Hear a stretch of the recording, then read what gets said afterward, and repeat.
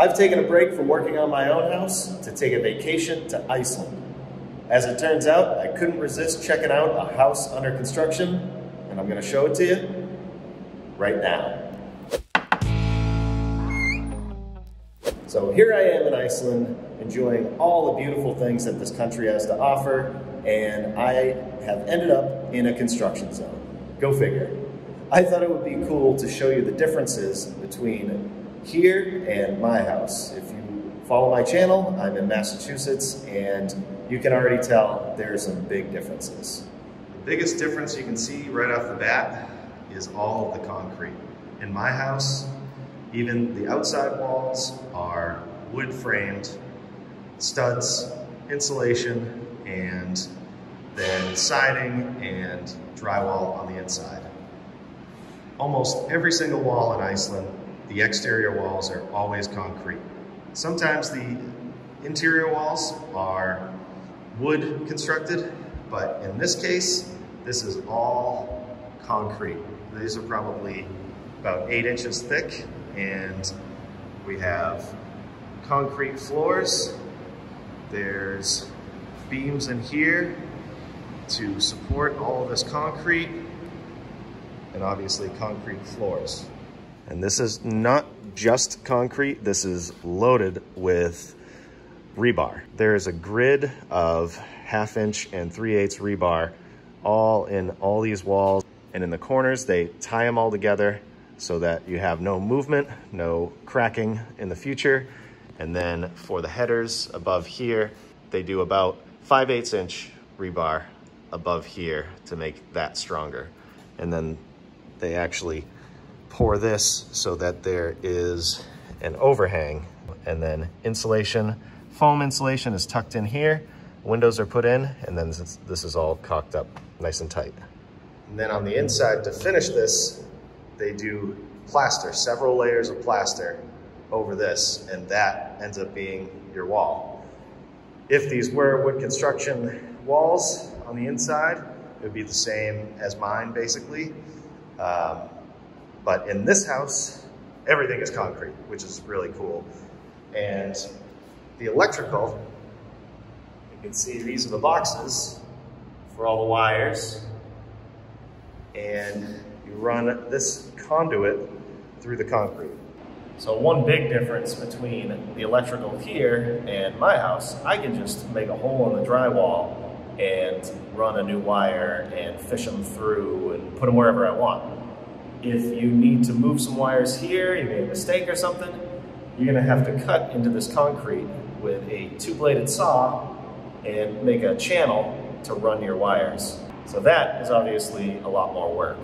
I also noticed that these wires are much smaller, a thinner gauge than at home. We have 12 and 14 gauge wire for lights and outlets. And here they're definitely smaller. And the way it was explained to me is there's higher voltage here.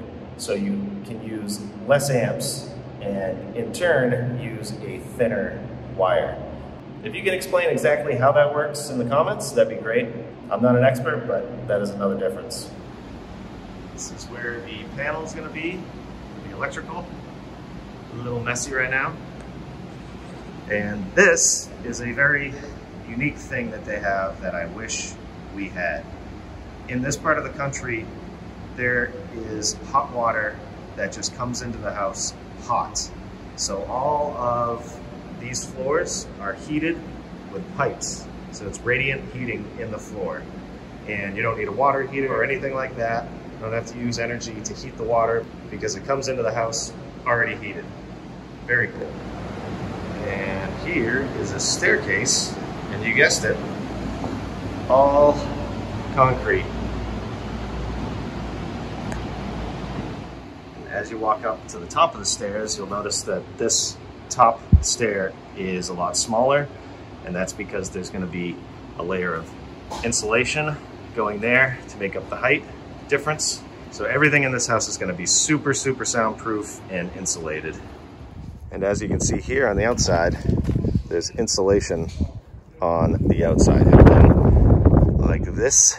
So this insulation on the outside looks very similar to rock wool, which we have in the US, but it's made from sand. And this, even exposed to the elements, it's compressed and it's made so that the water will just run down it and it won't absorb the water. So you have maybe an 8-inch wall right here, and then 6 inches or so, maybe more, of insulation. So that is a lot of insulation and soundproofing. And then on the outside, this will all be covered with aluminum siding, similar to that over there.